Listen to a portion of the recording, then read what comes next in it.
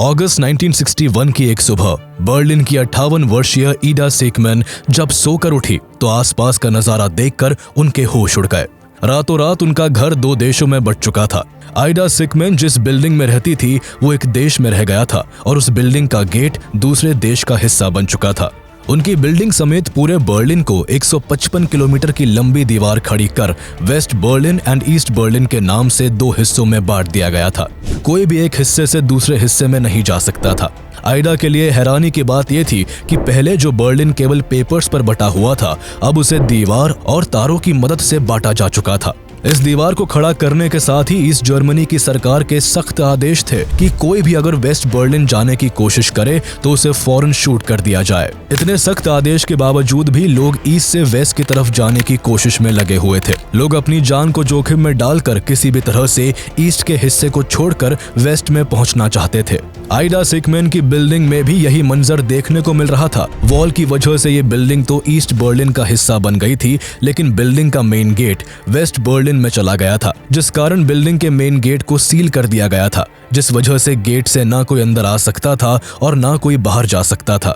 इसलिए पुलिस से नजर बचाकर बिल्डिंग के कुछ लोग रस्सियों से लटक कर तो कुछ पाइपों के सहारे वेस्ट बर्लिन में एंटर कर रहे थे। बिल्डिंग खाली होती जा रही थी और अब आइडा सीकमैन भी उस जगह को छोड़कर वेस्ट वाले हिस्से में जाना चाहती थी। लेकिन उम्र दराज आइडा सीकमैन के लिए 4th फ्लोर से रस्सी से लटक कर या कूद कर नीचे आना खतरे का काम था। कुछ दिनों तक आइडा ने जैसे तैसे सब्र किया, लेकिन 22 अगस्त आते आते उनका सब्र जवाब दे चुका था। 22 अगस्त की सुबह सुबह उन्होंने सबसे पहले कुछ चादरों को लपेटकर बिल्डिंग से वेस्ट साइड में फेंक दिया और फिर खुद बिल्डिंग के 4th फ्लोर से नीचे कूद गई। आइडा ने उन चादरों को पहले इसलिए फेंका था ताकि वो उन पर जंप कर सके और उन्हें चोट ना आए, लेकिन अनफॉर्चुनेटली चादरों की पोटली काम नहीं आई, जिस कारण आइडा का सर सीधे जमीन से टकरा गया और वो खून से लथपथ हो गई। इस हादसे को देखकर आइडा को फौरन हॉस्पिटल ले जाया गया, लेकिन हॉस्पिटल पहुंचने से पहले ही आइडा सीकमैन ने दम तोड़ दिया। आइडा सीकमैन की वेस्ट बर्लिन आने की ख्वाहिश अपने 59th बर्थडे से एक दिन पहले मरकर पूरी हुई। आइडा सीकमैन बर्लिन वॉल के कारण मरने वाली पहली इंसान थी, लेकिन आखिरी नहीं। इनके बाद भी 150 से ज्यादा लोगों ने बर्लिन वॉल को पार करने की कोशिश में अपनी जान गंवा दी। हजारों लोग वॉल को पार करने में कामयाब रहे तो हजारों लोग बुरी तरह जख्मी हो गए। लगातार पलायन और लोगों के वेस्ट बर्लिन जाने के अटेम्प्ट्स के कारण होने वाली मौतों ने बर्लिन वॉल को पूरी दुनिया में चर्चा का विषय बना दिया था। जगह जगह बर्लिन के बंटवारे की निंदा की जा रही थी। बर्लिन समेत जर्मनी के अन्य हिस्सों में इस वॉल को तोड़ने के लिए आंदोलन किए जा रहे थे। अमेरिका, फ्रांस और ब्रिटेन समेत दुनिया के कई देश सोवियत यूनियन से बर्लिन वॉल को हटाने की अपील कर रहे थे, लेकिन सोवियत पर इसका कोई फर्क नहीं पड़ रहा था। हालांकि धीरे धीरे करके वक्त के पन्ने पलटते गए और बंटवारे के बोझ के नीचे दबे एक ही शहर के 2 देशों में बटे लोगों ने बगावत कर दी और फाइनली 28 साल बाद इस वॉल को गिरा दिया गया। 13 अगस्त 1961 को शुरू हुई बर्लिन वॉल की ये कहानी 28 सालों तक लाखों लोगों को तड़पाकर और सैकड़ों लोगों को मौत की नींद सुलाकर 9 नवंबर 1989 में जाकर खत्म हुई। हालांकि बर्लिन वॉल की इस कहानी में हैरान कर देने वाले कई सवाल है। आखिर क्यों ईस्ट जर्मनी को शहर के बीचों बीच सैकड़ों किलोमीटर लंबी वॉल को बनाना पड़ा? क्यों लोग अपनी जान को जोखिम में डालकर इस दीवार को पार करना चाहते थे? आखिर क्यों ये माइग्रेशन सिर्फ ईस्ट जर्मनी की तरफ से ही हो रहा था? और आखिर कैसे इस बर्लिन वॉल को तोड़ा गया? जर्मनी का इतिहास हमेशा से चर्चा का विषय रहा है। इन चर्चाओं में सबसे ज्यादा जगह Adolf Hitler, world war 1 and world war 2 ने बना रखी है। बर्लिन वॉल की ये कहानी भी सेकेंड वर्ल्ड वॉर के आखिरी सिरे से जुड़ी हुई है। वो ऐसे कि 1945 में एलाइड पावर्स द्वारा एक्सिस पावर्स को हराकर वर्ल्ड वॉर 2 को विराम दे दिया गया था। हारने वाली एक्सिस पावर्स में जर्मनी आता था, जिस वजह से एलाइड पावर्स के जीतते ही जर्मनी पूरी तरह से उनके कंट्रोल में आ गया। जर्मनी का भविष्य अब एलाइड कंट्रीज के हाथों में था। जर्मनी के लोग जहां वर्ल्ड वॉर 2 के कारण हुई तबाही से गुजर रहे थे, तो वही अब उनके जीवन की बागडोर युद्ध में जीतने वालों के हाथों में जा चुकी थी।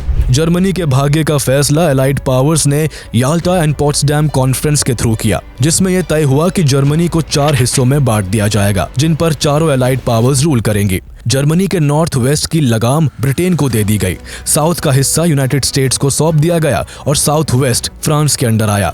इसके अलावा जर्मनी का ईस्ट पार्ट सोवियत यूनियन के कंट्रोल में ही छोड़ दिया गया। अब यूं तो एलाइड पावर्स ने मिलकर इस जंग को जीता था, लेकिन सोवियत यूनियन के साथ बाकी एलाइज कंट्रीज की कुछ खास बनती नहीं थी। सोवियत के साथ बाकी की एलाइज कंट्रीज के न बनने का कारण आइडियोलॉजी था। एक और जहां सोवियत यूनियन कम्युनिस्ट आइडियोलॉजी को मानता था, तो वही यूएस, यूके और फ्रांस कैपिटलिज्म को सपोर्ट करते थे। इसी आइडियोलॉजिकल डिफरेंस के कारण जर्मनी को काफी परेशानी झेलनी पड़ रही थी। जहां बाकी की एलाइड कंट्रीज जर्मनी में डेवलपमेंट के पक्ष में थी, तो वही Soviet union second world war में जर्मन इन्वेजन्स के कारण हुए बड़े नुकसान को जर्मनी से वसूलने के पक्ष में था और जर्मनी के रिसोर्सेज को मॉस्को के लिए इस्तेमाल करना चाहता था। सोवियत लीडर जोसेफ स्टालिन का मानना था कि जर्मनी को विखंडित और विभाजित कर दिया जाए ताकि वो यूरोपियन पीस एंड सिक्योरिटी को फिर से खतरे में डालने के लिए फॉर्मर स्ट्रेंथ को ना पा सके। जैसे जैसे जर्मनी के डिवीजन की रूपरेखा साफ होती जा रही थी, वैसे वैसे सोवियत यूनियन और यूनाइटेड स्टेट्स के बीच कोल्ड वॉर का माहौल बनता जा रहा था। इसी आइडियोलॉजिकल डिफरेंसेस के कारण यूएस, यूके एंड फ्रांस ने जर्मनी के ऑक्यूपाई किए हुए तीनों हिस्सों को मिलाकर एक कर दिया और 1949 में 4 टुकड़ों में बिखरा जर्मनी 2 हिस्सों में सिमट गया। जर्मनी का साउथ वेस्ट, नॉर्थ वेस्ट और साउथ, जो कि फ्रांस, ब्रिटेन और यूएस के कंट्रोल में था, वो एक होकर फेडरल रिपब्लिक ऑफ जर्मनी बन गया, जिसे वेस्ट जर्मनी के नाम से जाना गया। वही सोवियत यूनियन के अंडर आने वाला east Germany German democratic Republic बन गया। यानी अब जर्मनी 2 हिस्सों में डिवाइडेड था, east Germany and west Germany. लेकिन जर्मनी का ये डिवीजन केवल ज्योग्राफिकल नहीं था, बल्कि ये बंटवारा अब आइडियोलॉजी और माइंडसेट का भी बन चुका था। साथ ही इस समय तक अमेरिका एंड सोवियत यूनियन के बीच कोल्ड वॉर शुरू हो गया था। इसलिए वेस्ट जर्मनी का भविष्य अमेरिका की साख का सवाल बन गया था और अमेरिका यहाँ पर खूब पैसा पंप कर रहा था, जिस कारण वेस्ट जर्मनी में जमकर विकास हुआ। वहाँ इंडस्ट्रीज क्रिएट की गई, बढ़िया इंफ्रास्ट्रक्चर्स को बनाया गया, बड़ी बड़ी फैक्ट्रीज को सेटअप किया गया। इस तरह डेवलपमेंट होने से यहाँ के लोग बेटर लाइफस्टाइल अफोर्ड कर पा रहे थे और इनकी इकोनॉमी भी ग्रो कर पा रही थी। लेकिन वही दूसरी ओर ईस्ट जर्मनी में इसका ऑपोजिट हो रहा था। वहाँ सोवियत यूनियन की कम्युनिस्ट आइडियोलॉजी का डोमिनेंस था, जिस कारण वहाँ हॉस्पिटल्स में इलाज और स्कूल्स में शिक्षा तो मुफ्त में मुहैया हो जाती थी, लेकिन इनके रिसोर्सेज को मॉस्को के द्वारा इस्तेमाल करने के कारण डेवलपमेंट में ईस्ट जर्मनी काफी पिछड़ता जा रहा था। वहाँ हर एक चीज पर पूरी तरह से सोवियत का कंट्रोल था। इस वजह से ना तो वहाँ ज्यादा कंपनी स्टैब्लिश हो पा रही थी और ना ही कोई विकास का काम हो पा रहा था। इन सभी कारणों से ईस्ट के लोग बेटर जॉब अपॉर्चुनिटी और बेहतर कमाई के लिए वेस्ट जर्मनी आना जाना शुरू कर चुके थे। वेस्ट जर्मनी में बड़ी बड़ी बिल्डिंग्स, कंपनीज और रेस्टोरेंट्स, हर वो चीज थी जो ईस्ट जर्मनी के लोगों को अपनी तरफ अट्रैक्ट कर रही थी। ईस्ट जर्मनी और वेस्ट जर्मनी के बीच कोई पक्का बॉर्डर नहीं था। दोनों ही देश के लोग एक दूसरे के दोस्त और रिश्तेदार थे, इसलिए आना जाना लगा रहता था। ईस्ट से वेस्ट कुछ लोग जॉब तो कुछ वहाँ शॉपिंग करने जाते और वापस ईस्ट में आ जाते। इस तरह लाखों लोगों का ईस्ट से वेस्ट रोज का आना जाना बन चुका था। लेकिन ऐसा नहीं था कि सिर्फ ईस्ट की तरफ से ही ये आना जाना लगा हुआ था, बल्कि काफी लोगों का वेस्ट से ईस्ट में भी आना होता था। दरअसल कैपिटलिस्ट कंट्रीज के अंडर वेस्ट जर्मनी में डेवलपमेंट तो हो रहा था, लेकिन डेवलपमेंट के कारण वहां के हॉस्पिटल समेत स्कूल की फीस भी काफी महंगी हो गई थी, जिस वजह से वेस्ट से कुछ लोग ईस्ट में मुफ्त इलाज के लिए आ जाते, तो कुछ लोग फ्री एजुकेशन के लिए अपने बच्चों का एडमिशन ईस्ट जर्मनी के स्कूल्स में करा देते। लेकिन जैसे ही उन बच्चों की पढ़ाई पूरी होती, वो हाई पेइंग जॉब्स और बेटर लाइफस्टाइल के लिए वापस अपने देश वेस्ट जर्मनी लौट जाते। एक तरफ वेस्ट के लोग ईस्ट में आकर वहां के रिसोर्सेज को यूज करके वापस अपने देश लौट रहे थे, तो वही खुद ईस्ट की पब्लिक भी नौकरी और काम के लिए वेस्ट जर्मनी का रुख कर रही थी। इस तरह जहां वेस्ट जर्मनी को इकोनॉमिक और सोशल गेन मिलता जा रहा था, तो वही ईस्ट जर्मनी डेवलपमेंट में स्ट्रगल करने की वजह से पिछड़ता जा रहा था। सोवियत यूनियन की चिंता तब और बढ़ गई जब ईस्ट से वेस्ट में लोगों का आना जाना धीरे धीरे करके पलायन में बदलने लगा। जो लोग काम और नौकरी की वजह से वेस्ट जर्मनी में जाते थे, वो लोग वहां की चकाचौंध और तरक्की को देखकर धीरे धीरे परमानेंटली वही शिफ्ट होने लगे। 1949 से 1961 के बीच 3 मिलियन लोग ईस्ट जर्मनी से वेस्ट जर्मनी चले गए। इनमें अधिकतर पढ़े लिखे काम करने वाले जवान लोग थे। ऑन रिकॉर्ड अगर माइग्रेशन करने वालों के नंबर्स को देखा जाए तो 1954 से 1960 के दौरान 15,000 से ज्यादा टीचर्स, 4,600 के आसपास डॉक्टर्स और लगभग 15,500 engineers and technical experts better opportunities के लिए हमेशा के लिए ईस्ट जर्मनी से वेस्ट जर्मनी में माइग्रेट कर चुके थे। इनके माइग्रेशन की वजह से ईस्ट जर्मनी में अच्छे पेशेवर लोगों की भारी कमी पड़ती होती जा रही थी और जर्मनी का ये ईस्टर्न पार्ट बुरी तरह पिछड़ता जा रहा था। ईस्ट जर्मनी के लिए प्रॉब्लम तब और बढ़ने लगी जब प्रोफेशनल्स के साथ साथ आम लोग भी ईस्ट जर्मनी छोड़कर वेस्ट जर्मनी जाने लगे। ईस्ट से वेस्ट जाने वालों की तादाद देखते ही देखते 1000 का आंकड़ा पार कर लाख के आंकड़े को छू चुकी थी। पलायन करने वाले लोग अपने सामान की भी चिंता नहीं कर रहे थे। उनके लिए ईस्ट जर्मनी को छोड़ना इतना जरूरी हो गया था कि वो अपना घर और सामान सब पीछे छोड़कर वेस्ट में माइग्रेट करने लगे थे। लोगों के माइग्रेशन का मेन सेंटर बर्लिन बना हुआ था, क्योंकि माइग्रेशन को रोकने के लिए 1958 में ईस्ट जर्मन गवर्नमेंट ने ईस्ट जर्मनी और वेस्ट जर्मनी के बीच के बॉर्डर्स को क्लोज कर दिया था, जिस वजह से केवल बर्लिन के जरिए ही आना जाना किया जा सकता था। दरअसल बर्लिन यूं तो ज्योग्राफिकली ईस्ट जर्मनी के हिस्से में आता था, लेकिन जर्मनी की कैपिटल होने के कारण बर्लिन का भी बंटवारा कर दिया गया था। 1945 में ही जर्मनी के साथ साथ बर्लिन को भी 4 हिस्सों में बांट दिया गया था। लेकिन 1949 में अमेरिका, फ्रांस और ब्रिटेन ने जब एक होकर गवर्नमेंट चलाने का फैसला किया, तब जिस तरह जर्मनी 4 हिस्सों की जगह वेस्ट और ईस्ट के 2 हिस्सों में बंट चुका था, उसी तरह 4 हिस्सों में डिवाइड हुआ बर्लिन भी 2 भाग में बंटकर रह गया था। जर्मनी की तरह यहाँ भी वेस्ट बर्लिन और ईस्ट बर्लिन मौजूद थे। हालांकि जर्मनी की तरह बर्लिन भी 2 जोन्स में डिवाइडेड था, लेकिन बर्लिन के वेस्ट और ईस्ट में इतने रिस्ट्रिक्शंस और बॉर्डर्स नहीं थे जितने वेस्ट जर्मनी और ईस्ट जर्मनी की सीमाओं पर थे। ईस्ट जर्मनी ने अपने सभी बॉर्डर्स को हाई सिक्योरिटी से कवर कर रखा था, जिस कारण कोई अगर ईस्ट से वेस्ट में जाना भी चाहता था तो बहुत सारे पेपर वर्क से गुजरने के बाद ही उसको जाने दिया जाता था। इस पूरे प्रोसेस में कभी हफ्ता तो कभी महीनों का टाइम लग जाता था। इसके अलावा हर किसी को ट्रैवल की परमिशन मिल जाए, इसकी भी कोई श्योरिटी नहीं होती थी। लेकिन बर्लिन का मामला बिल्कुल अलग था। यहाँ से बहुत ही आसानी से एक जगह से दूसरी जगह जाया जा सकता था। एयर कनेक्टिविटी के through west Berlin west Germany से जुड़ा हुआ था, जिस कारण लोग वेस्ट बर्लिन पहुंचकर इजीली वेस्ट जर्मनी के हिस्से में एंटर कर सकते थे। इसी वजह से लोगों का माइग्रेशन बर्लिन के रूट से ही ज्यादा हो रहा था। ईस्ट जर्मनी के लिए बर्लिन एक बहुत ही बड़ी प्रॉब्लम बन चुका था। एक तरफ जहां लाखों लोग ईस्ट जर्मनी को छोड़कर वेस्ट की ओर जा रहे थे, तो वहीं दूसरी ओर यूएस और वेस्टर्न कंट्रीज ने बर्लिन में अपने जासूस बिठा रखे थे, जिनका मिशन सोवियत गवर्नमेंट के हर एक एक्शन पर नजर रखना और वहां की सीक्रेट इंफॉर्मेशंस को हासिल करने का था। इन्हीं सब इंसिडेंट्स के कारण उस दौरान जर्मनी में कोल्ड वॉर की सिचुएशन पीक पर जा चुकी थी।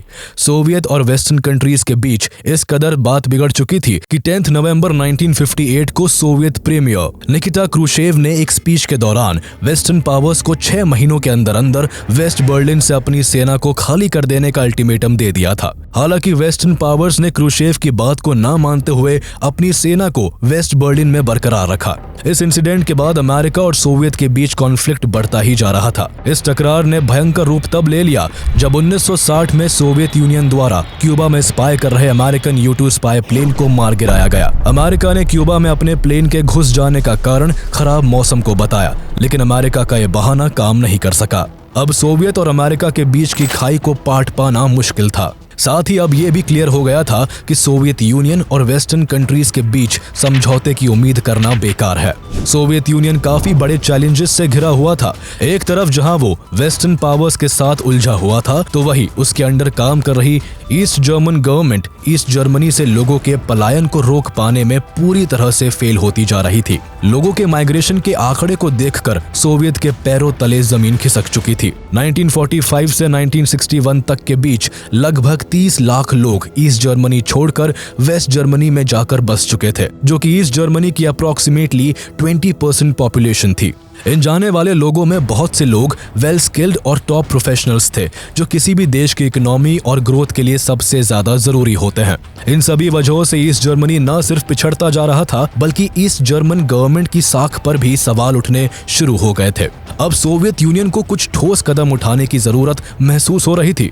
लोगों के माइग्रेशन में बर्लिन की सबसे अहम भूमिका थी, इसलिए बर्लिन में एक्शन लेने का प्लान बनाया जाने लगा। प्लान को इतना सीक्रेट रखा गया था कि ईस्ट जर्मनी के ऑफिसर्स तक को इस प्लान के बारे में कोई इन्फॉर्मेशन नहीं थी। दरअसल ये प्लान वेस्ट बर्लिन की घेराबंदी करने का था। सोवियत प्रीमियर निकिता क्रूशेव से परमिशन मिलते ही ईस्ट जर्मन के लीडर वॉल्टर ऑल्ब्रिट ने वेस्ट बर्लिन की घेराबंदी करने की तैयारी को तेज कर दिया। 24 जुलाई 1961 को वॉल्टर और कम्युनिस्ट पार्टी के सुरक्षा विभाग ने यह हिसाब लगाया कि इस घेराबंदी को सफल बनाने के लिए 27,000 लोगों की जरूरत पड़ेगी। साथ ही इस घेराबंदी में 500 टन कंटीले तार भी चाहिए होंगे। वॉल्टर अल्ब्रेक्ट द्वारा सुरक्षा का हवाला देकर पहले सेना को सीमाओं पर तैनात किया गया और फिर गुप्त तरीके से कंटीले तारों को इंपोर्ट कराया गया। तैयारी पूरी होते ही वॉल्टर अल्ब्रेक्ट ने वेस्ट बर्लिन की घेराबंदी करने का आदेश दे दिया, जिसकी शुरुआत 12 अगस्त 1961 की आधी रात को ही कर दी गई। 13 अगस्त 1961 की सुबह जब बर्लिन के लोग सोकर उठे तो उनकी हैरानी का अंदाजा लगा पाना मुश्किल था। उनके सामने बर्लिन 2 हिस्सों में बंट चुका था।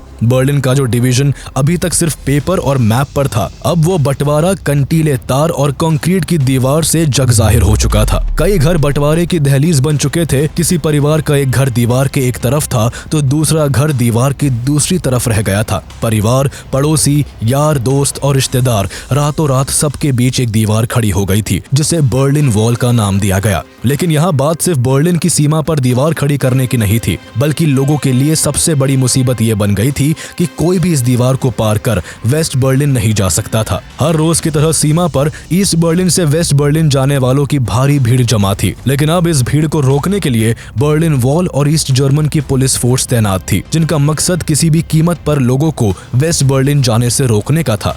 वेस्ट बर्लिन जाने से रोकने का कारण सिंपल था, क्योंकि सिर्फ वेस्ट बर्लिन ही था जहां से ईस्ट जर्मनी के लोग आसानी से वेस्ट जर्मनी जा सकते थे। हालांकि इतनी घेराबंदी और सिक्योरिटी के बाद भी कई लोग वेस्ट बर्लिन तक पहुंचने में सफल हो रहे थे, जिस वजह से इस वॉल को और पुख्ता बनाने की कोशिश की जाने लगी। पहले जहां काफी जगह कंटीले तार थे, तो वही अब स्ट्रॉन्ग मटेरियल्स के इस्तेमाल से इस वॉल को बनाया जाने लगा।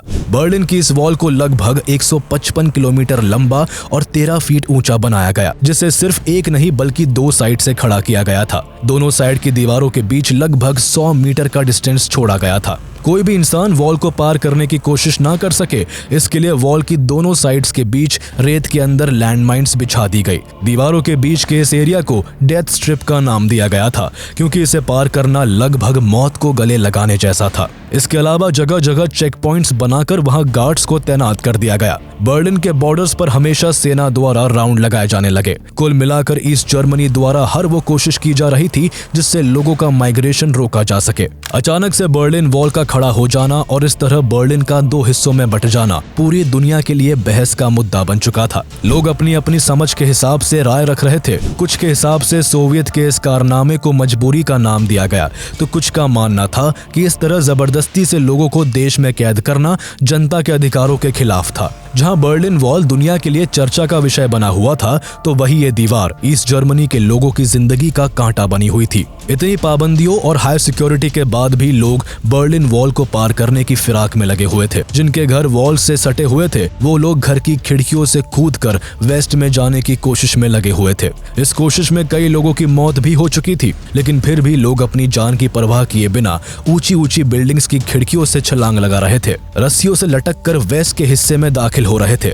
लोगों की इस कोशिश को रोकने के लिए ईस्ट जर्मनी ने एक और एक्शन लिया और इस वॉल के आसपास जितने भी घर थे उनकी खिड़कियों को बंद कर दिया। इस दौरान ईस्ट जर्मनी की गवर्नमेंट के लिए सबसे बड़ी प्रायोरिटी का काम इस वॉल को प्रोटेक्ट करना और लोगों को वेस्ट जर्मनी जाने से रोकना ही बन गया था, जिसमें गवर्नमेंट का बहुत सारा पैसा और बहुत ज्यादा रिसोर्सेज का इस्तेमाल हो रहा था। ईस्ट जर्मनी में विकास के काम लगभग ठप पड़ते जा रहे थे।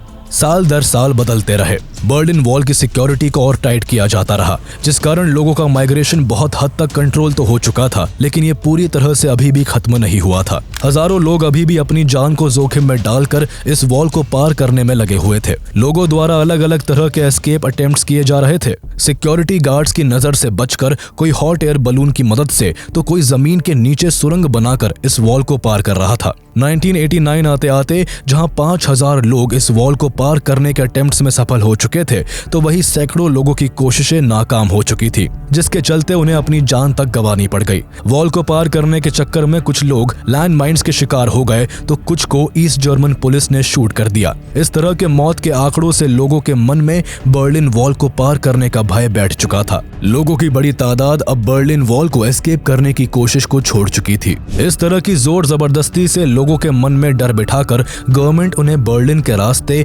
वेस्ट जर्मनी जाने से रोक पाने में तो सफल रही, लेकिन अब लोगों के अंदर सरकार के खिलाफ नफरत पैदा होने लगी थी और ये नफरत अब आंदोलन का रूप लेती जा रही थी। ईस्ट जर्मनी समेत वेस्ट बर्लिन और वेस्ट जर्मनी में सोवियत यूनियन के खिलाफ लोग सड़कों पर उतर आए थे। जगह जगह लाखों की तादाद में इकट्ठी हुई भीड़ के द्वारा सरकार का विरोध किया जा रहा था। जहां एक तरफ लोगों का आक्रोश था तो वहीं अमेरिकन प्रेसिडेंट रोनाल्ड रीगन द्वारा सोवियत प्रीमियर मिखाइल गोर्बाचेव से इस वॉल को हटाने की मांग की जा रही थी।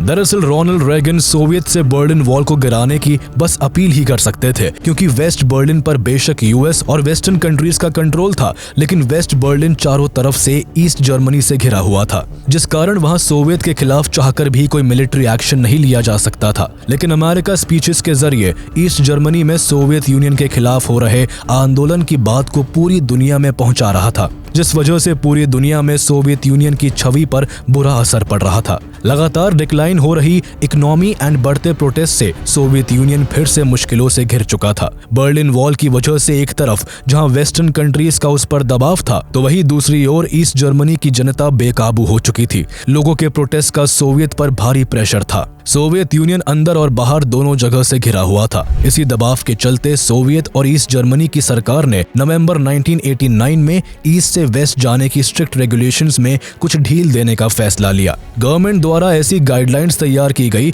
जिनके चलते लोगों के एक हिस्से से दूसरे हिस्से में जाने को आसान बनाया जा सके, यानी बिना किसी रोक टोक के पासपोर्ट और कुछ अदर पेपर वर्क्स के बाद लोग इजीली ईस्ट से वेस्ट जा सकते थे। इन्हीं गाइडलाइंस के अनाउंसमेंट के लिए 9 नवंबर 1989 की शाम को जल्दबाजी में एक प्रेस कॉन्फ्रेंस को अरेंज किया गया। ईस्ट जर्मनी ने अपने स्पोक्स पर्सन गंटर शबाउस्की को इस प्रेस कॉन्फ्रेंस के लिए भेजा था, जिसको टीवी पर लाइव टेलीकास्ट किया जा रहा था। टीवी के जरिए ईस्ट जर्मनी का हर एक इंसान इस प्रेस कॉन्फ्रेंस पर नजर बनाए हुए था। गंटर शबाउस्की द्वारा प्रेस कॉन्फ्रेंस को शुरू किया गया, जिसमें उन्होंने ट्रैवल के स्ट्रिक्ट रेगुलेशंस की वजह से लोगों को होने वाली परेशानियों के बारे में बताया। उन्होंने फिर इन रेगुलेशंस एंड रिस्ट्रिक्शंस को ईज डाउन करने की बात कही, जिसके चलते लोग इजीली ईस्ट से वेस्ट ट्रैवल कर सकते थे। लेकिन प्रेस कॉन्फ्रेंस के खत्म होते होते बाय मिस्टेक कुछ ऐसा हुआ जो बर्लिन वॉल के मिटने का कारण बनने वाला था। दरअसल जिन ट्रैवल रेगुलेशंस में ढील देने की गाइडलाइंस को लेकर शबाउस्की प्रेस कॉन्फ्रेंस कर रहे थे, उनके बारे में शबाउस्की को खुद भी ज्यादा डिटेल में जानकारी नहीं थी। मीडिया को भी उनके सोचने और जवाब देने के तरीके से इस बात का अंदाजा हो गया था, जिस कारण मीडिया ने बर्लिन वॉल को लेकर उन पर सवालों की बौछार कर दी। इन सवालों की बौछार की वजह से शबाउस्की हड़बड़ाहट में आ गए, जिसके चलते उन्होंने एक बात कहकर प्रेस कॉन्फ्रेंस को खत्म कर दिया। शबाउस्की ने कहा कि ईस्ट जर्मन्स वेस्ट जर्मनी जाने के लिए स्वतंत्र है। लोग किसी भी रूट से वेस्ट जर्मनी जा सकते हैं। अब लोग चाहे तो बर्लिन वॉल के थ्रू भी वेस्ट के हिस्से में जा सकते हैं और ये नियम आज और अभी से लागू किया जाता है। इस बात की घोषणा शबाउस्की द्वारा हड़बड़ाहट के कारण हुई थी। वो जल्दबाजी में लोगों को ट्रैवल के लिए पासपोर्ट और डॉक्यूमेंट प्रोसेस की बात कहना भूल गए थे। लेकिन अब तीर कमान से निकल चुका था। ईस्ट जर्मनी में ये खबर हवा की तरह फैल गई थी। न्यूज चैनल्स पर हेडलाइंस बन गई थी, जिनमें गवर्नमेंट द्वारा बर्लिन वॉल को गिराए जाने और लोगों के पहले की तरह ईस्ट से वेस्ट ट्रैवल कर पाने की बात कही गई थी। इस खबर के केवल 1 घंटे के अंदर ही रात 8 बजे लाखों की भीड़ बर्लिन वॉल के दोनों साइड इकट्ठा हो चुकी थी। टीवी पर अनकंडीशनली ट्रैवल की अनाउंसमेंट और इस तरह की भीड़ को देखकर सिक्योरिटी फोर्सेस ने सुपीरियर ऑफिसर से कॉल पर बातचीत की, जिसमें उन्हें लोगों को रोकने का आदेश मिला। लेकिन पुलिस और सिक्योरिटी गार्ड्स लाखों लोगों की इस भीड़ के आगे बेबस पड़ चुके थे, जिस कारण उनके कोई भी एक्शन न लेने की वजह से लोग गेट से कूदकर ईस्ट से वेस्ट जाना शुरू कर चुके थे। वहीं कुछ लोग हथौड़े के इस्तेमाल से वॉल पर तेजी से चोट कर रहे थे, जिस कारण बर्लिन वॉल का काफी हिस्सा ढहता जा रहा था। जिस तरह अचानक से 13 अगस्त 1961 के दिन बर्लिन वॉल को एग्जिस्टेंस में लाया गया था, उसी तरह अचानक से 9 नवंबर 1989 को बर्लिन वॉल का अस्तित्व मिटता जा रहा था। ईस्ट जर्मन गवर्नमेंट इस बर्लिन वॉल को हटाना नहीं चाहती थी, लेकिन उनके स्पोक्स पर्सन की एक मिस्टेक से बर्लिन वॉल पूरी तरह से गिरने की कगार पर थी। वॉल के बचे हुए ढांचे की अब कोई भी इंपॉर्टेंस नहीं थी। इस तरह 9 नवंबर 1989 को अनऑफिशियली बर्लिन वॉल को डिमोलिश कर दिया गया और अगले साल 1990 में आधिकारिक तौर पर तोड़ दिया गया। बर्लिन वॉल के गिरने के बाद 3 अक्टूबर 1990 को ईस्ट जर्मनी और वेस्ट जर्मनी को वापस से जोड़ दिया गया, जिस कारण जर्मनी फिर से एक हो गया। 1989 में बर्लिन वॉल के गिरने से जहां 1 साल बाद 1990 में जर्मन का रीयूनिफिकेशन हुआ, तो वही उसके अगले साल ही 1991 में सोवियत यूनियन पूरी तरह कोलैप्स हो गया।